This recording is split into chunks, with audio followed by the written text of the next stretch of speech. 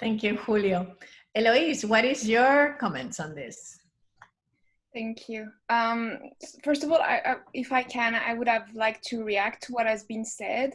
Of course. Especially, so I would actually disagree with Julio. I think Europe might not have been instrumental, but it has played a role in trying to keep the virus out of Africa and of spreading. I mean, even if in Europe it has been quite a slow process, I think from the beginning there was this knowledge that if the virus would come to Africa from Europe's fault, that wouldn't be, it would be less than ideal, it wouldn't be wanted, and so measures were taken.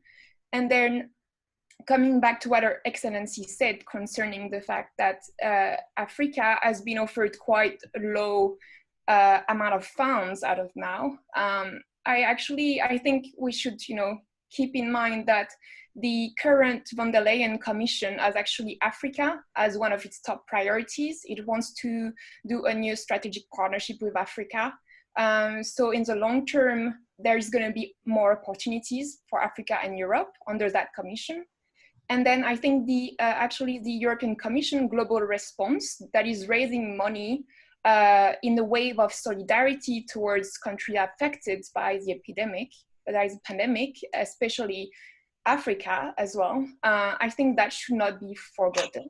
And under the common framework of Africa, Caribbean, and Pacific, actually today there was a meeting held and chaired by the President of Kenya with the Council of the European Union President and Madame Ursula von der Leyen, the President of the Commission of the European Commission, about finding new ways of alternative funds, because indeed, as Her Excellency mentioned before, Europe is going to be highly indebted to save its own countries and to redynamize their own economic systems. And therefore, Africa should not be only waiting on the offer of funds from Europe, but also trying to find alternative ways. And that meeting with with the three presidents actually shows how Europe is trying to support Africa in that. And then coming back to the actual question, I'm going to speak a bit more about the European media, and so my perspective on it. So I think in Europe, we have a generalization problem about Africa. That is for sure. I mean, when we speak of Africa, we speak of the continent as one country. But I mean, it's not true. There are several countries, regions, sub-regions that are completely different. You cannot, for example, compare Mali and Burkina Faso, where actually in some sub-regions of those countries, the state is not even in control anymore, so it cannot help the population to fight the pandemic directly. And you cannot compare those countries to Rwanda or South Africa, which are much more developed. So first, that is a lesson to be learned as well. And that is also what European media suffer from. And then actually Europe was not the only one to be concerned about Africa and its handling of the potential pandemic there. The WHO, the World Health Organization, was also really concerned, but not only about Africa, also about Southern America. And when you see what's happening now, there is indeed some kind of veracity behind that concern, because we basically, in Europe, we basically addition the high population density, limited hospital capacity, and high level of poverty in some countries. And so we say, well, if the pandemic reached there, it's going to be catastrophic. And once again, it's a generalization. So I think we have to do a mea culpa on that. But I think the concern is still there, and it's not only on Africa, but also, as I mentioned, Southern America. And then maybe a last point. I mean, as I said before, we clearly underestimated the African countries and their response to the pandemic. So I think that is a lesson to be learned as well. Thank you. Thank you, Eloise. And to elaborate and continue with that line of thought, let's go back to Julio. And the next question is, let's talk about the challenges. Because neither Europe nor Africa are countries or homogeneous entities. Which are all these challenges ahead? What do you foresee the challenges? Is Africa a need for Europe and vice versa? Will both continents be adding up efforts, or the Mediterranean Sea will be the European mental and physical wall for African views and expectations? What is your view? Yeah. Connecting with your previous thoughts. Yeah, well, in line with previous talks, I guess that this perception of vulnerability, but also of interdependence, should be, I mean, the trigger for more collaboration. We may fail to achieve that. That will be very frustrating, I mean, given the situation, the perception of crisis, but we should focus on that. I mean, I have the sensation that our ultimate duty right now is to broadcast, to voice as loud as possible. I mean, the deep roots of this painful experience, and the roots are systemic. I mean, the lack of collaboration, the way we manage the world. So, I mean, this virtual wall we were talking, or you were mentioning, is one of the topics to incorporate. I mean, of course, we need Africa. I'm tracking lately quite a lot every day. I mean, innovation projects, innovation programs, innovation calls, European ones, and well, I'm not identifying, I mean, lines of innovation, calls on innovation with a special interest in collaboration with Africa, which, well, it's strange for me. I mean, I don't know how to explain and how to convince even my students of the concept of interbeing. I am, you are, but if you are not, we don't interbe. I don't know how to say that in English. But this interdependence is real, and more than ever, we are sensing that this is real and this makes sense. So I think it's a very good time for us to establish collaboration. In which fields specifically? And I will talk on my area. Well, in innovation, some of the speakers were talking about the culture of wisdom, the collaborative and community approach of the projects. The other day I was checking the Global Entrepreneurship Monitor report, Global One. I do the Spanish one. And wow! I mean, the information, the indicators of entrepreneurial activity in Africa are very hopeful. I mean, in terms of collaboration, in terms of identification of ideas, in terms of social perspective, social impact. And well, I guess that this is extremely useful right now for Europe. We are talking all the day in my area, transition towns, collaborative economy, and so on, resilience. Okay, ideas that until now, they were probably alternative, and now will become mainstream. That's the reason of my optimism. But in these fields specifically, I mean, we don't have to go to the south of England to learn. Probably we should go to Africa to learn. I mean, and it's strange, I return to the calls, European calls, the lack of attention to the fact that, okay, Africa is here and it's good, and there are new markets, but it's good intrinsically, I mean, to develop projects together, innovation. Someone said that Africa needs innovation. Okay, we have innovation, you have innovation, different perspectives, let's work together. I mean, not doing this, and I return to the weakest link problem.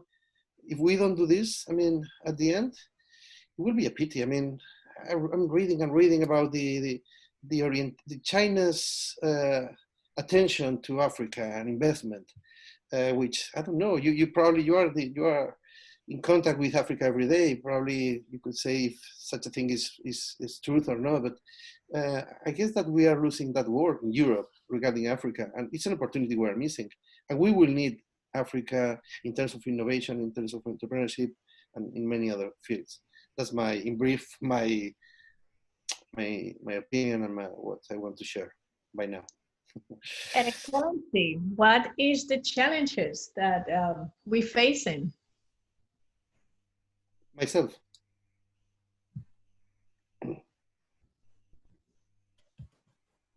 We cannot hear you. You have to unmute yourself, Her Excellency. Yes, now. Okay, thank you. I thought you were talking to somebody else, sorry.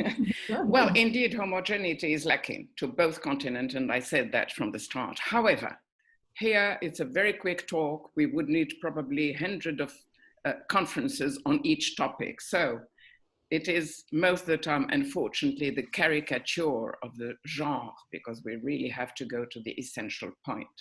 So concerning the challenges, I would like very briefly to give you a list of the respective challenges that Africa is facing and that Europe is facing. Long is the list for Africa, everybody knows it. At the top of it is the climate change, environment depletion, resources deterioration, water scarcity, food insecurity, insecurity at large, demographic challenge with 18 million jobs to create on yearly basis until 2035. And of course, Africa being the theater, we have no time to talk about geopolitics. We talked about it in the first conference in French. But it is the theater of the competition, confrontation between the superpowers and with all powers which are trying to grab opportunities, land, resources, and so forth. And all this with a skyrocketing debt, almost 500 billion. Of course, the gesture of the J20 is very, very insufficient to address the problem, and it's concerning only the low developed countries and not the intermediary ones, which are badly hurt. And of course, all this in what? In a very poor governance, in political challenges and economic challenges, and all this has to be restructured from anew to unleash the potential of the Africans themselves to take of Africa care themselves. Europe, at the same time, has many, many problems. I do agree with Aloïse. I was going to speak very long about strategic autonomy because this is my specialty, security, but she already mentioned it. But now strategic autonomy is needed on all fronts, from economy to security, less dependency on United States, which are reluctant to grant security to Europe, and so forth. Very poor cohesion with the rise of populists and xenophobia and racism, most of the time at the expense of Africa, among other things. And of course, this cohesion, we wish very much it will happen, but still we are waiting for the answer of the rich 4 states, but which are said to be thrifty, Netherlands, Austria, Denmark, and Sweden, to agree. This, of course, would be a tremendous good news if it happens. It will mean, first of all, that Europe exists as an entity. And to come to the relationship, I think I'm going to mention very briefly as well a reality. It's perceptions. Perceptions are much more important than realities.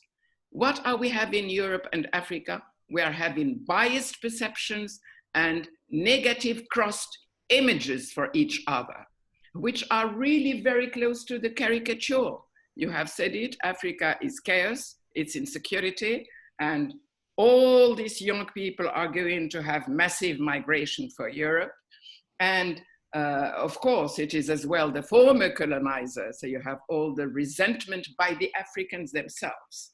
And Europe tend to see Africa as a hunting ground, opportunities for resources to grab land, and of course, as future market, but as well, of course, as a playing ground for its competition across the world.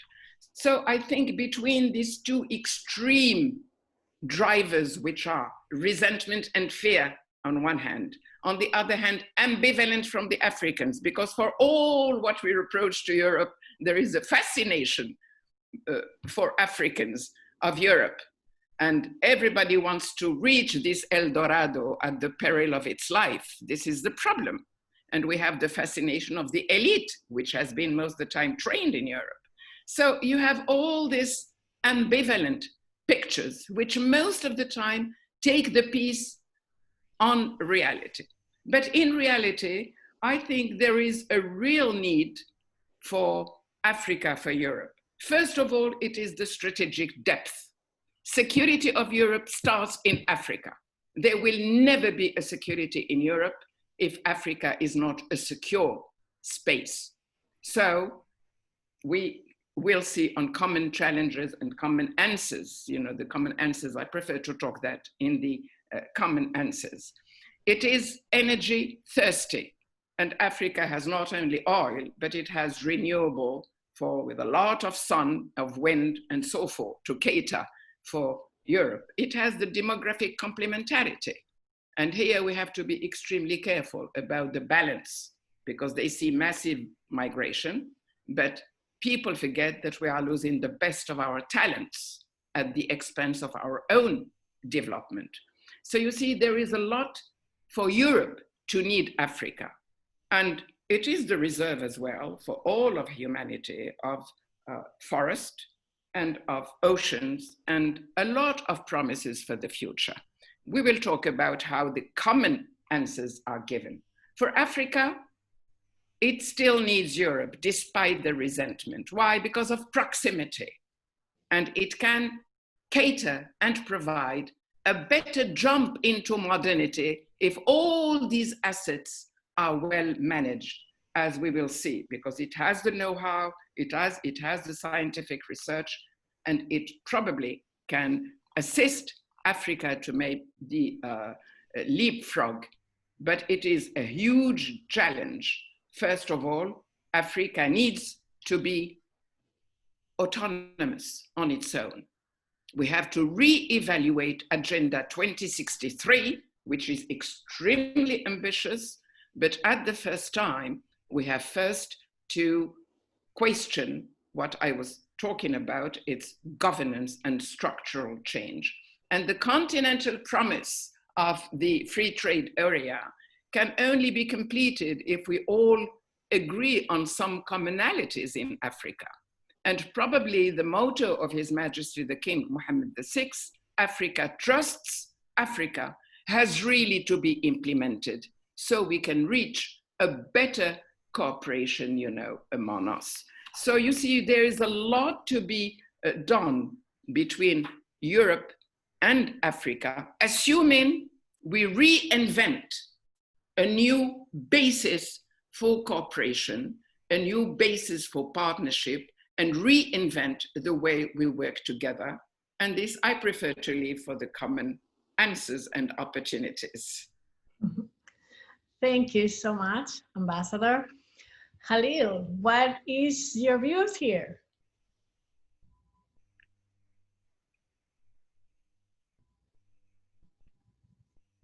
You need to unmute yourself. We could not hear you. Sorry. Yeah. Definitely, I will go with the view of Honorable Ambassador in terms of we need to reevaluate the strategy and also the roadmap, most especially for the different visions. We have several visions happening all over Africa, some with Europe, some independent African visions. So we need to really look at how we're going to align all these visions together. And such activity, happening around the world has called for the vision. I'm sure you've come across what's happening with Africa Development Bank and how different countries are rallying behind additional with regards to this employment. So the unity, definitely is building up. The collaboration is building up, and this has presented a crossroad whereby all the plannings that we have done pre this era, some has to be revisited and reevaluated and streamlined to see how best it could be effectively achieved. So this is my own short view with regards to that roadmap.